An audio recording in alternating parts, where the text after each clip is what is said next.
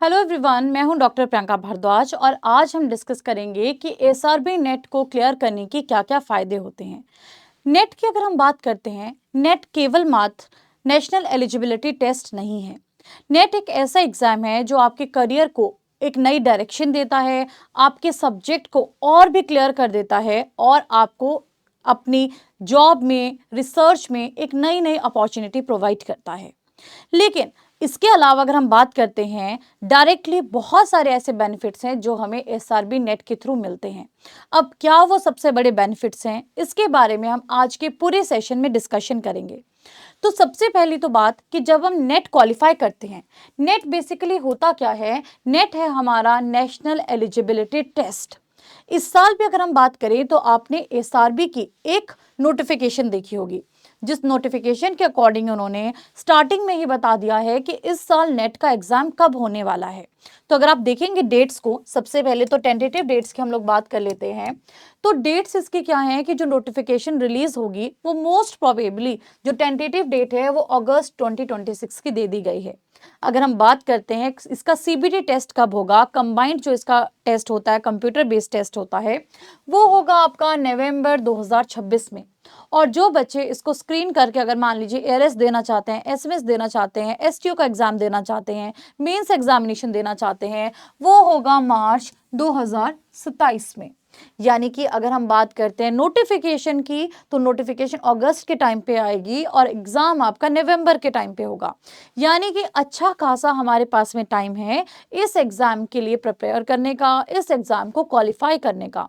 लेकिन हम ये एग्जाम क्यों दें, या फिर इस एग्जाम की प्रिपरेशन हम क्यों करें, या इसको क्वालिफाई करने से हमें क्या क्या फायदे मिल सकते हैं, उसके बारे में सबसे पहले बात करेंगे। तो नेट, जैसा कि मैंने आपको बताया, क्या होता है? बेसिकली नेशनल एलिजिबिलिटी टेस्ट होता है। जब आप इस टेस्ट को देते हैं तो आप बहुत सारे जो सेक्टर्स होते हैं उनमें जॉब्स के लिए एलिजिबल हो जाते हो।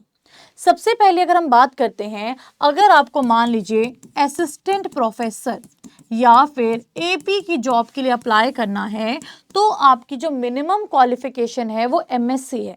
लेकिन अगर आप नेट देते हो तो इसके साथ में आप एलिजिबल हो जाते हो असिस्टेंट प्रोफेसर की जॉब के लिए। और ये जो नेट का एग्जाम है, ये बताता है कि आपने अपने करियर में जब आपने मास्टर्स की थी उस सब्जेक्ट में बहुत अच्छे से पढ़ाई की है या आपको बहुत अच्छी क्लैरिटी है, तभी आप जो सब्जेक्ट है डिसिप्लिन रेलेवेंट एग्जाम है उसको क्लियर कर पा रहे हो। दूसरा, नेट के साथ में आपको अलग अलग जॉब्स भी देखने को मिलती हैं, जैसे एआरएस है, एसएमएस है, एसटीओ है, जिसके थ्रू आप रिसर्च के फील्ड में जा सकते हो, साइंटिस्ट बन सकते हो, जिसके थ्रू आप केवीकेज में जा सकते हो और टेक्नीशियन का काम कर सकते हो। यानी कि बहुत सारे हमारे पास में अच्छे अच्छे लेवल की इसके पे स्केल्स आप देखोगे, बहुत अच्छा पे स्केल आपको देखने को मिलता है।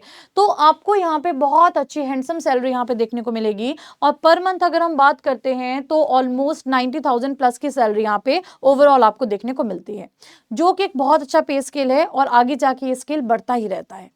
अगली अगर हम बात करते हैं, तो जब आप नेट का एग्जाम देते हो तो नेट का एग्जाम जो है ना वो प्री एग्जाम होता है।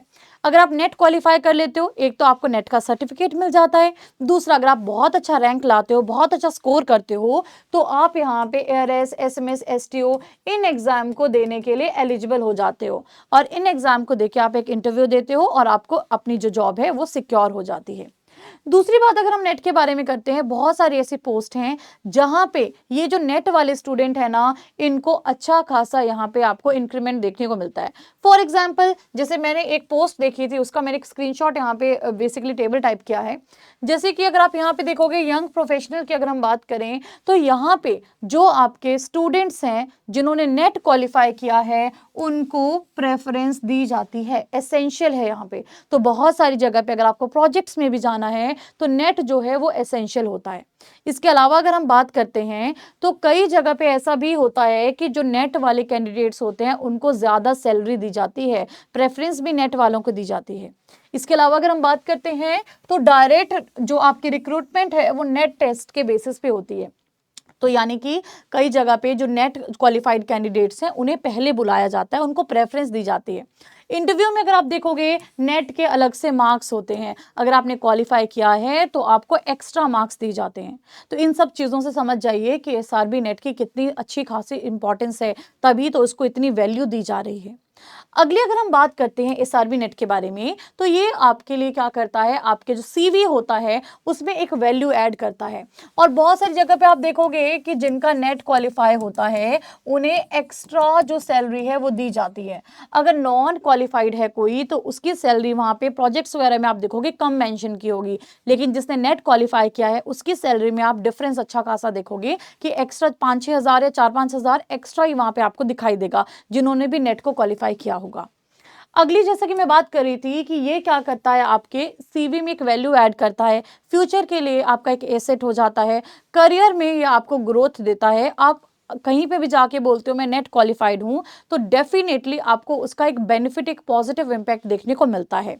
और अगर आपके सीवी में भी लिखा हो कि नेट आप क्वालिफाइड हो तो बहुत अच्छा इंप्रेशन ये डालता है। अब देखिए, जैसा कि हमने डिस्कस किया था, सबसे पहले तो मैं इसी पॉइंट पे आना चाहूंगी कि डेट देखो पेपर की अगस्त 2026 है, ठीक है, जो नोटिफिकेशन की है, लेकिन पेपर की डेट नवंबर दी गई है। बहुत अच्छा खासा हमारे पास टाइम है। अब नेट की प्रिपरेशन में भी क्या होता है ना, ऐसा नहीं है सिर्फ एमएससी के ही टॉपिक्स आएंगे, पीएचडी के भी बहुत सारे टॉपिक्स होंगे। तो अगर आप भी इसकी तैयारी कर रहे हैं, आपको अभी से तैयारी करनी पड़ेगी और बहुत अच्छे से तैयारी करनी पड़ेगी, कंसिस्टेंट रहना पड़ेगा, ऑथेंटिक रिसोर्सेज को फॉलो करना पड़ेगा।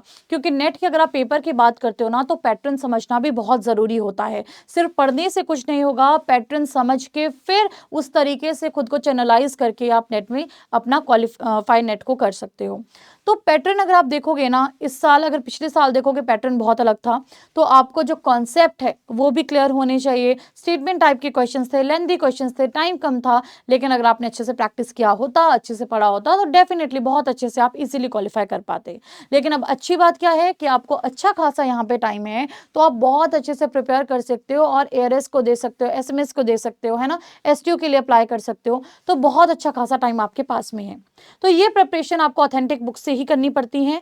और अगर आप चाहते हो कि हमें एक प्रॉपर गाइडेंस मिले, अच्छा कंटेंट मिले, अच्छे रिसोर्सेज मिले, तो जितने भी स्टूडेंट्स प्लांट पैथोलॉजी में प्रिपेयर कर रहे हैं नेट के लिए, या जितने भी स्टूडेंट्स इवन 2027 के लिए प्रिपेयर करना चाहते हैं और चाहते हैं अभी से हमारा बेस बन जाए ताकि अगले साल के लिए बहुत अच्छे से प्रिपेयर कर पाएं, तो चाहे कोई इस साल अपियर कर रहा है, चाहे कोई जिन्होंने अगले साल अपियर करना है, यानी कि कुछ ऐसे स्टूडेंट्स होंगे जो अभी एमएससी कंप्लीट कर चुके होंगे, कुछ ऐसे स्टूडेंट्स होंगे जो अभी एमएससी कर रहे होंगे। दो चीज़ें क्या हैं कि जब अगर आप एमएससी कंप्लीट कर चुके हैं तो कई बार आप सब्जेक्ट से क्या होता है, आपका टच खत्म हो जाता है। तो जब आप दोबारा से ये चीज़ें पढ़ेंगे, अच्छे तरीके से पढ़ेंगे, तो आपके चांसेस बढ़ जाएंगे क्वालिफाई करने के। और दूसरा, जो स्टूडेंट्स ऐसे हैं जो अभी भी जो एमएससी है उसको कर रहे हैं, तो आपका सीजीपीए को बढ़ाने में बहुत मदद करेगा। और जब आप एलिजिबल हो जाएंगे तो डेफिनेटली आप एग्जाम में बहुत अच्छा परफॉर्म करेंगे, क्योंकि आपको आइडिया लग चुका होगा कि कैसा पेपर आता है, किस तरह से आता है और कैसे तैयारी करनी है, कौन से रिसोर्सेज को कैसे फॉलो करना है, कितनी डेप्थ में पढ़ना है और कौन से टॉपिक से क्या पॉइंट्स ऐसे हैं जो मोस्ट इंपॉर्टेंट है। तो अगर आप भी एसआरबी नेट की तैयारी करना चाहते हो और प्लांट पैथोलॉजी में करना चाहते हो, तो इसका बैच लॉन्च हो चुका है।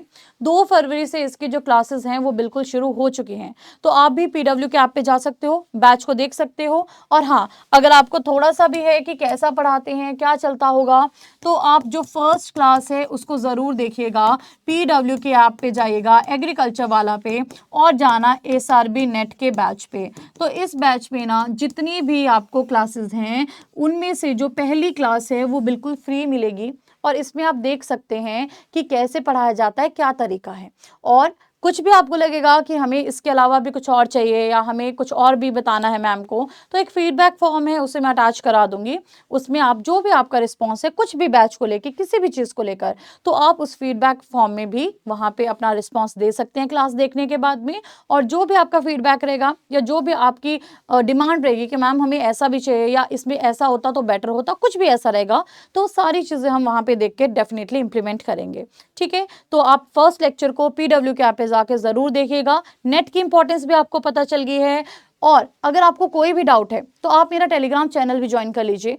जैसे ये वाला जो है टेलीग्राम चैनल है और ये वाला डिस्कशन ग्रुप है, दोनों ही चीज़ों को आप ज्वाइन कर लीजिए। और कुछ भी आपको बात करनी होगी, किसी भी बात से रिलेटेड, इस बैच के बारे में कोई भी क्वेरी पूछनी है, या बहुत सारे टेलीग्राम लाइव सेशन भी हम लेते रहते हैं, कुछ भी बात करनी है तो आप बिल्कुल इन दोनों चैनल्स को ज्वाइन कर सकते हो। और कुछ भी आपकी क्वेरी होगी उसको हम डेफिनेटली रिजॉल्व करेंगे। ठीक है, ये मत सोचना हम बैच में है या नहीं है, कुछ भी प्रॉब्लम होगी टेलीग्राम पे आप बिल्कुल डिस्कस कर सकते हो। और इन दोनों जो चैनल्स हैं इनको ज्वाइन कर लीजिएगा स्कैन करके। So thank you so much everyone, अच्छे से अपनी तैयारी करिए। All the very best.